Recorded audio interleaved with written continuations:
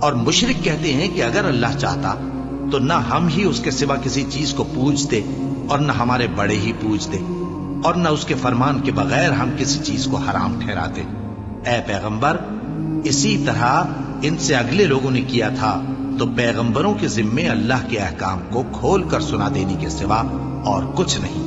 اور ہم نے ہر امت میں کوئی پیغمبر بھیجا کہ اللہ ہی کی عبادت کرو اور بتوں کی پرستش سے اجتناب کرو، تو ان میں بعض ایسے ہیں جن کو اللہ نے ہدایت دی اور بعض ایسے ہیں جن پر گمراہی ثابت ہوئی۔ سو زمین میں چل پھر کر دیکھ لو کہ جھٹلانے والوں کا انجام کیسا ہوا۔ اگر تم ان کفار کی ہدایت کے لیے بہت زیادہ خواہش رکھو، جس کو اللہ گمراہ رہنے دے اس کو وہ ہدایت نہیں دیا کرتا، اور ایسے لوگوں کا کوئی مددگار بھی نہیں ہوتا۔ اور یہ اللہ کی سخت سخت قسمیں کھاتے ہیں کہ جو مر جاتا ہے اللہ اسے زندہ کر کے نہیں اٹھائے گا۔ کیوں نہیں؟